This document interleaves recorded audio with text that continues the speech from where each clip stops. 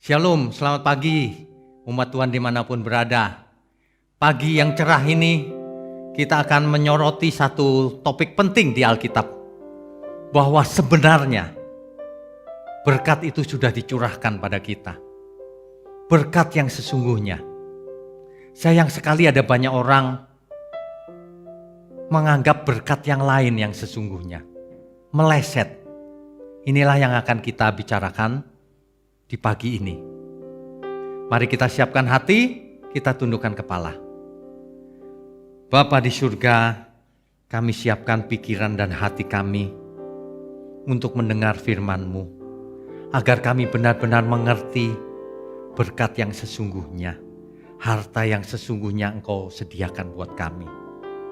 Terima kasih Bapa, terima kasih Tuhan Yesus, berkati channel ini untuk menjadi alat di tangan-Mu, untuk menjangkau jiwa-jiwa di banyak negara, sampai ke ujung bumi. Terima kasih, hanya di dalam nama Tuhan Yesus kami berdoa. Amin. Bapak Ibu Saudara sekalian, tidak ada satu manusia pun yang tidak menginginkan diberkati. Semua ingin berkat. Ya pasti dong, tentu saja. Yang menjadi masalah adalah setiap orang memiliki definisi berkat sendiri-sendiri. Bagi sebagian orang, sebagian banyak orang malah. Kalau ia kaya artinya hidupnya diberkati. Kalau memiliki keturunan banyak, sehat-sehat, maka itu berkat katanya. Banyak anak, banyak rezeki. Padahal banyak anak, banyak biaya hari ini. Ya, jadi definisi setiap orang berbeda. Memang yang dikatakan tadi itu tidak 100% salah, tidak. Tetapi bukan intinya, bukan yang sebenarnya itu yang berkat yang Tuhan janjikan. Tuhan tidak menjanjikan harta dunia, tidak. Tuhan tidak menjanjikan berkat-berkat fisik saja. Tuhan menjanjikan berkat yang sesungguhnya. Nah, berkat yang sesungguhnya inilah yang kita perlu mengerti. Sebab banyak orang sudah diajar oleh ajaran-ajaran yang tidak tepat. Mengajarkan bahwa kalau ikut Tuhan Yesus itu pasti kaya raya. Seolah-olah berkat itu adalah berkat uang. Makanya banyak orang terjerumus di sana. Ke gereja dalam rangka supaya uangnya banyak. Supaya diberkati tokonya, perusahaannya. Begitu kan?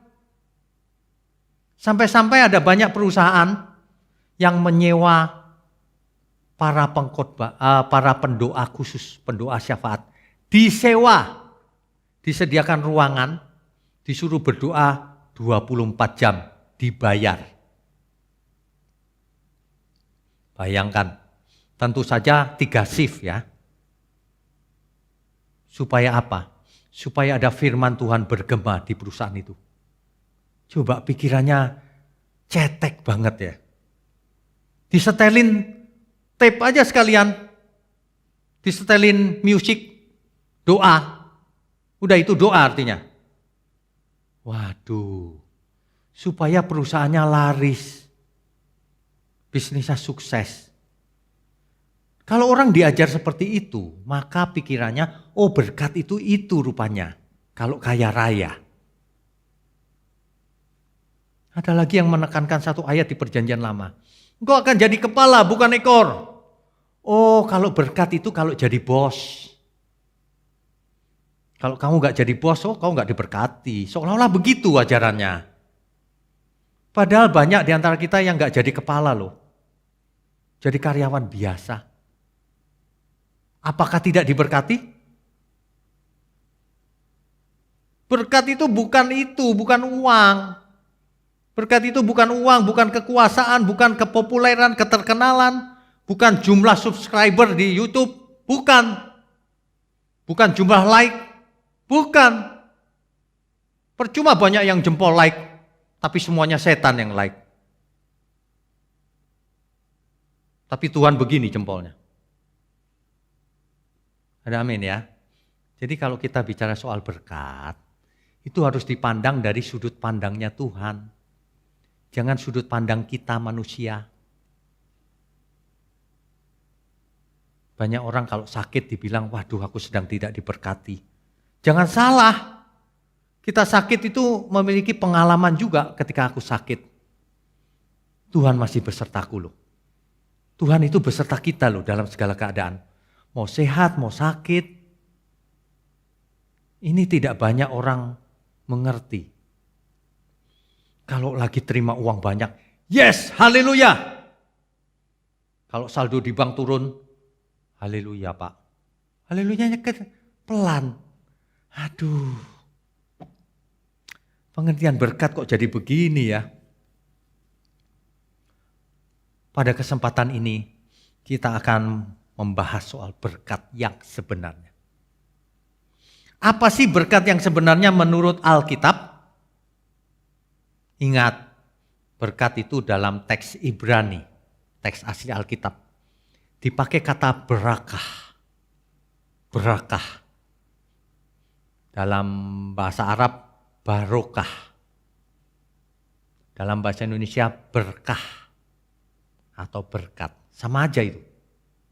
Ya.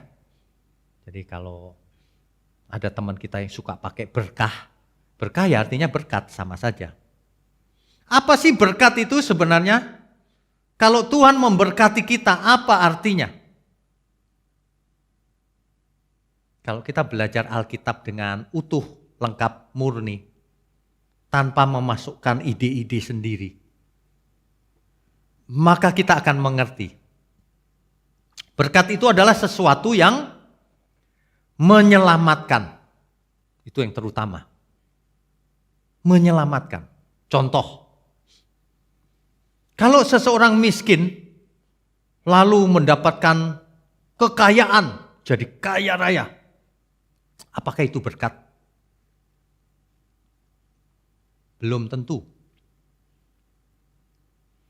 Pada waktu ia miskin dulu ia dekat Tuhan.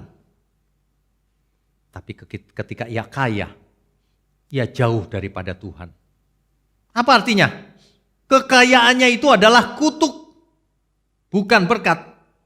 Karena justru kekayaannya itu menjauhkan ia dari Tuhan. Menyebabkan ia jauh dari Tuhan.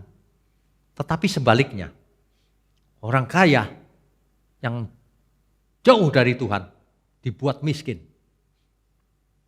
Apakah kebangkrutannya itu kutuk? Kalau ketika ia miskin, ia malah mencari Tuhan, mengenal Tuhan. Itu berkat luar biasa itu. Lebih baik ia bangkrut daripada kaya. Jadi kebangkrutannya itu adalah berkat. Ada amin? Banyak orang kalau mendengar ini, saya nggak mau Pak bangkrut. Nggak takut Tuhan emang. Memang Tuhan tidak menginginkan seseorang bangkrut, tidak. Tuhan tidak ingin kita gagal, tidak ngerti apa-apa, nggak punya kemampuan apa-apa. Enggak juga. Bukan itu intinya. Intinya adalah berkat itu sesuatu yang mendekatkan kita pada Tuhan. Yang membuat kita selamat. Yang membuat kita mengerti kebenaran. Yang membuat kita cerdas mengerti kehendak Tuhan. Yang membuat kita mengerti pikiran perasaan Kristus. Yang membuat kita mengenakan kodrat ilahi. Yang membuat kita menjadi anak Allah. Itu berkat. Apapun bentuknya. Ada juga Pak, yang makin dia kaya, makin dia dekat Tuhan. Bagus. Tapi biasanya tidak begitu. Sebab mamon itu seringkali memperdaya manusia. Itulah sebabnya kalau manusia tidak mampu mengelola mamon, lebih baik tidak usah kaya. Ada orang cerita sama saya, istrinya yang cerita. Pak, suamiku itu dulu miskin baik loh Pak. Sekarang kaya Pak, matanya jelalatan. Waduh, kekayaannya jadi kutuk nih berarti. Siapapun Bapak Ibu Saudara yang mendengar firman di pagi hari ini harus mengerti, jangan kita terjerumus kepada kutuk. Meskipun tidak ada orang yang mau dikutuk, tapi banyak orang tanpa sengaja mengundang kutuk dalam hidupnya. Kalau seseorang menjauh dari Tuhan itu artinya mengundang kutuk. Ya. Jadi berkat yang sesungguhnya itu bukan seperti yang sudah diajarkan, kaya raya dan sebagainya, bukan. Tapi apakah itu membuat kita dekat Tuhan? Membuat kita makin mengerti kebenaran, makin cerdas, hidup kita diubahkan menjadi berkat bagi sesama. Dulu pelit, sekarang gak pelit. Nah itu berkat artinya. Dulu gak mengerti kebenaran, sekarang mengerti. Itu tak ternilai, mau diukur dengan nilai uang berapa. Gak bisa dinilai. Ya, banyak orang terjerumus dalam berkat-berkat yang tidak sesungguhnya. Semua hal yang membuat hidup kita berkenan bagi Tuhan, itulah berkat. Jadi sebenarnya berkat gak usah ditunggu dari Tuhan.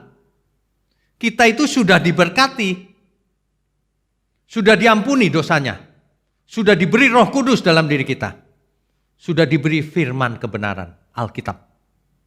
Bahkan Allah turut bekerja dalam segala sesuatu untuk mendatangkan kebaikan, untuk mendatangkan berkat. Tapi enggak bagi semua orang, hanya bagi orang yang mengasihi Dia. Kalau orang mengasihi Tuhan, apapun yang terjadi dalam hidupnya, mau bangkrut, mau sukses, semuanya itu tetap berkat. Ada amin? Dikala kita sakit pun itu berkat. Sebab waktu kita sakit kita makin dekat Tuhan. Tuhan, aku sedang sakit Tuhan. Tuhan juga tahu, Tuhan pasti sembuhkan. Kecuali memang Tuhan mau panggil pulang, ya itu rencana Tuhan. Ada amin ya semua ya. Berkat itu sudah ada di tangan kita. Tapi manusia mencari berkat yang lain. Aku belum kaya. Aku belum punya rumah mewah. Aku belum punya mobil mewah. Digantikan yang lain berkat. Ini pasti modus dari si jahat. Mestinya yang benar manusia itu mau punya mau enggak ya sama aja kok. Mobil mewah juga begitu saja. Saya dulu kuliah nggak bisa makan, ya nggak apa-apa juga. Paling akibatnya kurus sampai sekarang, begitu aja. Nggak masalah kok. Jangan sampai gara-gara pengen kaya malah terjerumus ke dalam api kekal. Kalau itu rugi, bodoh itu namanya. Ya, nggak masalah. Makan apa saja enak kalau hati kita damai. Iya. Berkat itu sudah ada pada kita. Orang tidak bisa menikmati. Banyak orang menyia-nyiakan berkat yang ada pada dirinya. Ada satu kebenaran di perikop berikut ini. Bahwa sebenarnya manusia itu disediakan harta atau berkat untuk semua kita. Itu berkat. Berkat yang sesungguhnya. Apa itu? Coba kita baca. Lukas 16 ayat 11 sampai 12. Lukas 16 ayatnya yang ke 11 sampai 12. Atau mulai dari ayat 10 saja, biar lebih jelas. Barang siapa setia dalam perkara-perkara kecil, ia setia juga dalam perkara-perkara besar. Dan barang siapa tidak benar dalam perkara-perkara kecil, ia tidak benar juga dalam perkara-perkara besar. Ya pasti dong. Hal kecil aja kamu gak bisa dipercaya. Jadi bendahara. Uang kecil aja kamu sudah gak jujur, gak mungkin dijadikan bendahara yang lebih besar. Kan begitu ya. Logis. Orang yang gak bisa dipercaya jangan dipekerjakan. Ayat 11. Jadi jikalau kamu tidak setia dalam hal mamon yang tidak jujur, Orang yang tidak setia dalam hal keuangan, siapakah yang akan mempercayakan kepadamu harta yang sesungguhnya? Siapa yang akan ngasih kamu harta yang sesungguhnya, berkat yang sesungguhnya? Kamu hal kecil aja gak bisa dipercaya, uang saja kamu gak jujur. Ayat 12. Dan jikalau kamu tidak setia dalam harta orang lain, siapakah yang akan menyerahkan hartamu sendiri kepadamu? Rupanya ada harta kita sendiri yang disediakan Tuhan. Harta yang sesungguhnya. Hidup kita yang sekarang ini, harta bukan harta kita. Jadi jangan dimiliki. Harta yang sesungguhnya disediakan Tuhan. Di mana? Di langit baru, bumi baru. Itu harta yang sesungguhnya. Berkat itu puncaknya nanti di langit baru, bumi baru. Tapi mulai sekarang pun sudah dicurahkan berkat-berkat itu. Mulai sekarang juga sudah dicurahkan. Mari kita belajar menghargai berkat yang Tuhan curahkan. Kalau kita diberkati, supaya kita menggunakan berkat yang kita terima itu untuk memberkati orang lain, sesama. Bukan untuk dinikmati sendiri. Itu maksudnya. Ada amin ya. Makanya kita diperhadapkan mamon atau Tuhan. Tuhan atau mamon. Harusnya kita menggunakan mamon untuk memuliakan Tuhan. Harusnya. Tapi teologi yang beredar, teologi kemakmuran maksud saya, itu justru menggunakan Tuhan untuk mendapatkan mamon.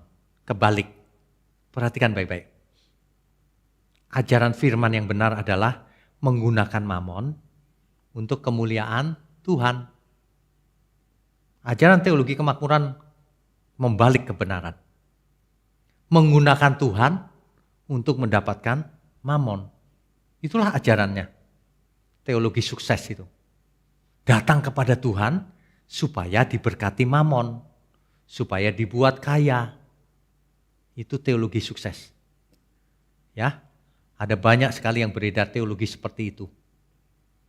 Ini teologi yang merusak. Sama, teologi mistis juga sama tuh. Kalau kamu mau diberkati, minum minyak yang kudoakan ini. Mistis. Di Alkitab juga tidak ada. Merusak cara berpikir umat Tuhan. Ada orang tua yang ngajarin anaknya, nak kamu kalau mau ujian, gampang nak, gak usah belajar. Minum minyak urapan aja sini. Nanti kamu pintar otomatis. Ini orang tua yang menyesatkan anaknya ini. Akibatnya anaknya ujian gak bisa apa-apa. 0 nilainya. Itu bukti bahwa ajaran itu palsu. Kalau mau pinter minum minyak urapan bisa, gampang kalau gitu. Kita gak usah sekolah. Minum minyak urapan pinter sekarang langsung. Ini ajaran kok bisa begitu ya. Udah palsu, banyak pengikutnya lagi. Banyak orang gak punya hikmat sama sekali. Gak takut Tuhan. Gak belajar Alkitab tuh begitu akibatnya. Ya. Aduh. Capek deh. Berkat yang sesungguhnya itu disediakan Tuhan. Sudah ada dalam diri kita selama kita di bumi ini. Harta yang sesungguhnya itu ada di langit baru, bumi baru. Nah, selama kita hidup ini, kalau orang mengerti bahwa berkat itu sudah dicurahkan, apa akibatnya? Dampaknya apa? Implikasinya apa? Hidupku diberkati. Terima kasih Tuhan. Aku pasti bersyukur atas hidup yang kupunya ini. Ada di antara Bapak Ibu yang tidak bersyukur? Makanya sekali-sekali ke ICU. Bayangkan orang yang nafas saja sulit, bayar ratusan juta saja nggak sembuh loh. Susah nafas, kita nafas lega. Mau dinilai berapa itu? Saya sudah pernah menghitung ya. Kalau oksigen yang kita hirup ini sama nitrogen yang kita hirup ini dihitung dengan nilai rupiah hari ini, maka 1 bulan kita harus membayar 5,5 miliar. Jadi sebenarnya kita itu sudah diberkati. Apalagi kita bisa mendengar firman yang benar. Waduh, itu berkatnya luar biasa. Apalagi kita masih punya waktu di sisa umur hidup kita ini menjadi anak-anak Allah, anak-anak Bapa di surga. Itu berkat yang tak terhingga, gak bisa dibeli dengan uang. Coba Bapak Ibu mau hargai berapa ini khotbah seperti ini? Bisa dibeli dengan uang? Gak bisa. Tidak bisa. Keselamatan tidak bisa dinilai dengan uang. Orang yang super kaya, ketika di ujung maut, uangnya tidak bisa menolong. Itulah sebabnya mamon itu disebut mamon yang tidak jujur. Ya. Nah, jadi berkat itu bukan soal bentuknya. Oh, mamon itu pasti berkat atau pasti kutuk. Enggak juga. Mamon itu netral. Mamon itu bisa menjadi berkat kalau digunakan untuk bersahabat dengan Tuhan. Kalau digunakan untuk mengasihi Tuhan. Kalau digunakan untuk mengasihi sesama. Kalau untuk memuliakan Tuhan. Ada amin?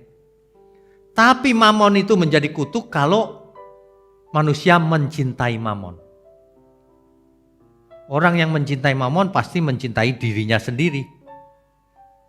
Orang yang mengasihi Tuhan pasti mengasihi sesamanya. Ingat ini formula ini. Orang yang mengasihi Tuhan dengan benar pasti mengasihi sesamanya. Orang yang tidak mengasihi Tuhan pasti cuma mengasihi diri sendiri. Sehingga ketika ia datang kepada Tuhan dalam rangka mengasihi diri sendiri. Ia mau memanfaatkan kuasa Tuhan untuk menguntungkan diri sendiri. Supaya aku kaya. Yes. Memuji-muji Tuhan, Engkau sungguh baik, amat baik. Berkati aku ya Tuhan. Ada maunya. Kalau kita anak Bapa di surga, Bapa di surga, Bapak juga sudah tahu apa yang kita butuhkan. Ada amin ya. Berkat yang sesungguhnya itu justru bukan yang diajarkan teologi kemakmuran. Berkat yang sesungguhnya itu justru yang bernilai kekal. Perhatikan ciri-ciri berkat. Berkat yang sesungguhnya itu yang ada hubungan dengan kekekalan. Berkat yang sementara itu faedahnya hanya sementara. Ya kita juga diberkati juga dengan kecukupan uang, makan, minum. Ya, tetapi itu sementara gunanya. Nah, artinya yang lebih penting lagi adalah berkat yang kekal. Yang harus dimulai sejak sekarang. Bukan nanti. Sekarang. Ada amin ya. Dahulu Tuhan berjanji kepada Abraham. Melalui keturunanmu semua kaum di muka bumi akan mendapatkan berkat. Nah itu maksudnya. Jadi semua kita sudah mendapatkan berkat. Tuhan Yesus menegaskan keselamatan datang dari bangsa Yahudi. Yaitu dirinya sendiri. Itulah berkat yang tak ternilai harganya. Hari ini berkat dalam hidup kita apa? Coba dilihat hidup kita ini. Semuanya berkat. Kalau kita bisa menghirup oksigen itu berkat. Kalau kita bisa ngomong itu berkat. Kalau kita masih memiliki orang tua itu berkat. Kalau saya sudah tidak ada orang tuanya. Orang tua saya. Kalau memiliki saudara itu berkat. Kalau kita jangankan saudara, kita memiliki teman yang jarang-jarang ketemu aja. Itu berkat. Jadi kalau kita lihat sekarang teman-teman kita gitu ya. Ini berkat semuanya ini membuat kita senang. Kita punya teman. Apalagi kalau seiman. Gak seiman aja kita senang loh lihatnya. Kita punya teman. Bapak Ibu kalau gak bisa merasakan itu berarti belum diberkati. Tuhan berkata begini loh, damai sejahtera yang kutinggalkan tidak sama dengan damai sejahtera yang dunia berikan. Yang dunia berikan yaitu kekayaan, kekuasaan, kepuasan nafsu, dan macam-macam lain. Tapi yang Tuhan berikan tidak tergantung dari suasana. Apapun keadaanku, aku tenang bersama Tuhan. Sebab dialah gembalaku. Dia gembala yang baik. Dia mengasihi aku. Dia Bapa yang baik. Dan rohnya menyertai aku. Coba kurang apa lagi? Ada yang kurang? Ayo Bapak Ibu kita belajar. Dalam situasi pandemi ini, sebenarnya berkat Tuhan melimpah dalam hidup kita. Berkat itu jangan cuma berkat yang sementara. Kita harus berpikir berkat yang kekal. Bagaimana ya Tuhan? Aku mau berkat yang kekal. Makanya Alkitab berkata begini, pikirkanlah perkara yang di atas, bukan di bumi. Kumpulkanlah harta di surga, bukan di bumi. Itu bukan berarti kalau gitu aku gak kerja aja Pak, miskin. Bukan itu loh artinya ya. Artinya kita harus mengumpulkan harta di surga. Artinya kita harus selama hidup ini memuliakan Tuhan. Sebelum kita menutup mata. Berkat yang sesungguhnya itu bernilai kekal. Berkat yang sementara itu bernilai sementara. Tapi berkat kekal dimulai sekarang. Meskipun sementara kita harus jadi berkat. Kalau kita tidak mau jadi berkat, artinya kita tidak memiliki pikiran perasaan Kristus. Artinya belum memiliki. Orang yang tidak memiliki pikiran perasaan Kristus, dia bukan murid Kristus. Makanya ya, orang yang rajin ikut mendengar khotbah yang benar, pasti diubahkan. Pasti. Alkitab berkata, jika engkau tetap di dalam firman-Ku, tetap itu maksudnya setiap hari belajar, tiap hari hidupnya sesuai firman, itu maksudnya tetap. Maka kamu benar-benar adalah muridku. Dan kalau kamu muridku, kata Tuhan Yesus, kamu akan mengerti kebenaran. Kalau kamu murid yang lain, kamu gak ngerti kebenaran. Kalau kamu mengerti kebenaran, maka kebenaran itu akan memerdekakan kamu. Kamu akan merdeka wawasannya. Terbuka lebar, mengerti kebenaran. Tidak terikat oleh ikatan-ikatan jahat. Tidak terikat oleh keinginan pribadi. Tidak terikat oleh dosa, oleh beban. Sehingga secara efektif kita bisa berlari-lari ke depan.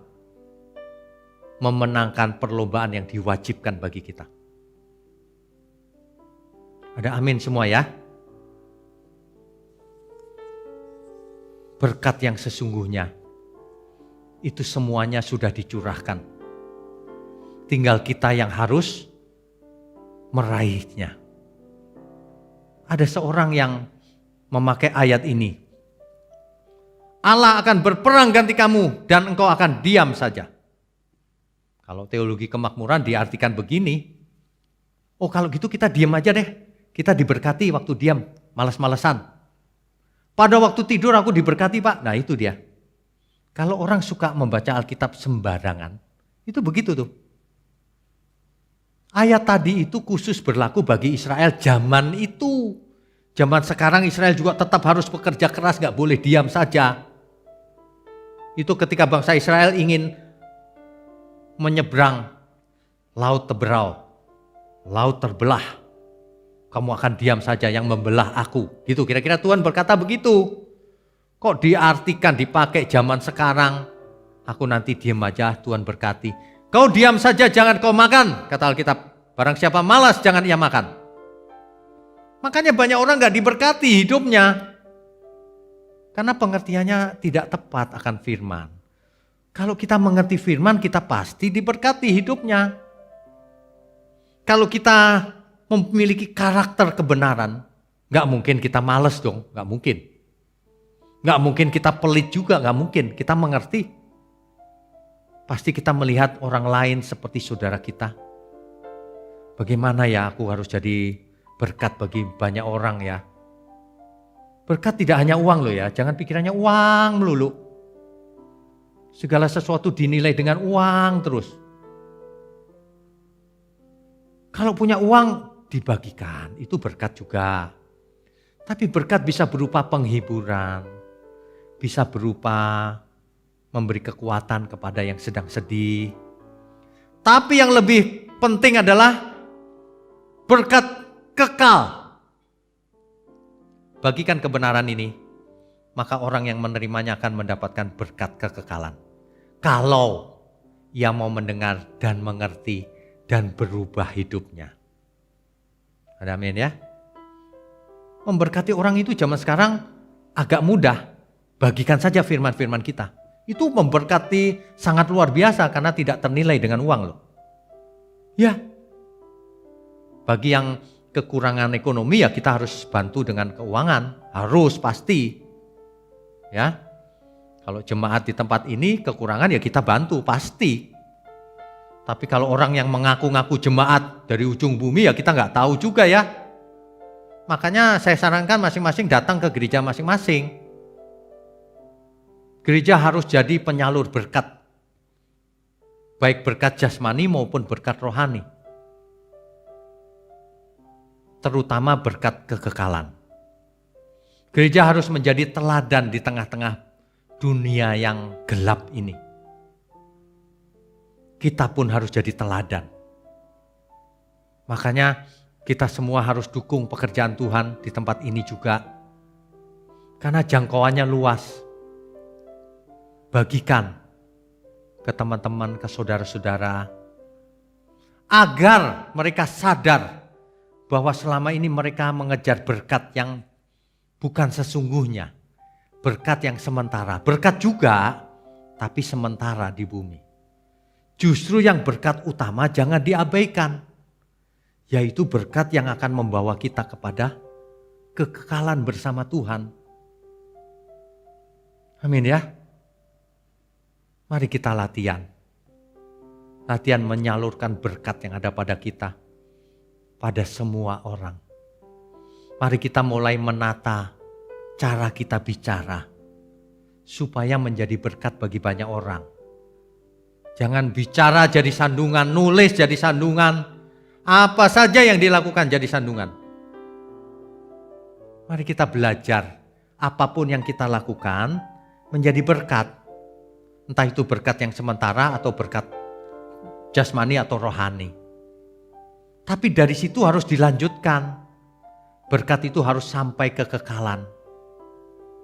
Makanya orang tua yang baik akan mendidik anaknya, akan memberi warisan kepada anaknya, itu berkat yang sesungguhnya. Bukan cuma disediakan kekayaan. Untuk apa disediakan kekayaan kalau nggak ngerti kebenaran? Orang tua yang baik akan mendidik anaknya dalam kebenaran. Sebab itulah harta yang sesungguhnya. Sebab itulah yang akan menyelamatkan pola hidupnya. Menyelamatkan ia dari kegelapan. Sebab kebenaran itulah yang akan menuntun sang anak mengenal Tuhan dengan benar. Sehingga akhirnya diterima di langit baru bumi baru. Ada amin semuanya ya Bapak Ibu sekalian. Itulah berkat yang sesungguhnya. Jangan hanya mengejar berkat yang sementara, yang fana. Tapi mari kita utamakan yang kekal. Berkat yang sesungguhnya. Ada amin ya Bapak Ibu ya. Amin. Bapak Ibu sekalian, umat Tuhan dimanapun berada, situasi pandemi ini masih belum tahu sampai kapan.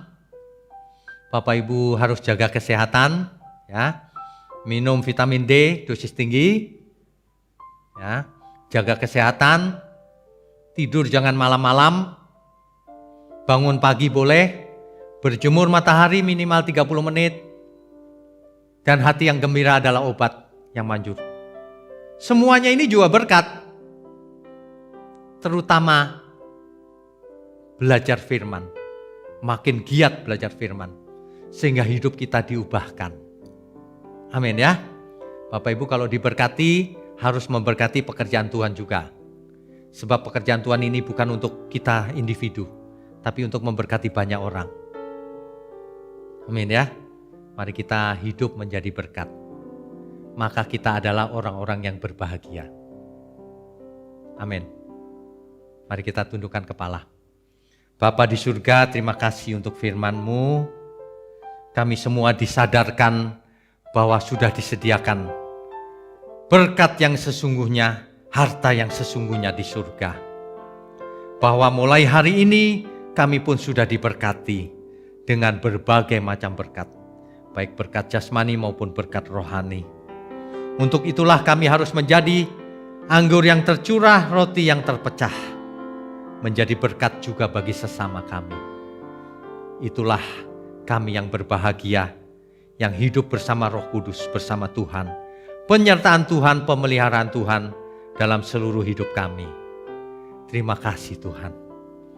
Mohon berkati anak-anak-Mu dimanapun berada. Sampai ke ujung bumi.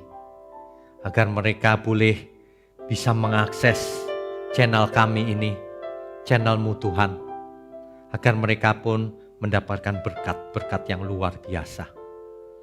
Terima kasih Bapa. Hanya di dalam nama Bapa, Putra, dan Roh Kudus. Kami sudah berdoa dan mengucap syukur. Amin. Saudara sekalian, bicara soal kebenaran, setiap orang merasa benar. Makanya semua kecap di nomor satu kan. Ada orang yang mengatakan saya paling benar, ini paling benar, itu paling benar. Mana sebenarnya yang paling benar? Oleh sebab itu hadiri seminar 7 natur kebenaran dan aplikasinya. Seminar ini wajib dihadiri oleh para teolog, apologet, pengkhotbah, bahkan oleh para jemaat sendiri. Agar kita bisa membedakan manakah yang benar, manakah yang salah. Inilah alat uji kebenaran yang sangat objektif dan alkitabiah. Pastikan saudara ikut dan ajak seluruh saudara dan sahabat-sahabat. Bapak-bapak dan ibu-ibu yang terkasih dimanapun berada, yuk kita belajar pelajaran Alkitab bersama secara online. Setiap hari Rabu jam 7 malam bersama pendeta Bapak Wignio Tanto secara online, bisa melalui Zoom. Tetapi kita harus mendaftarkan dulu ke nomor berikut ini. Selamat bergabung dan Tuhan Yesus memberkati.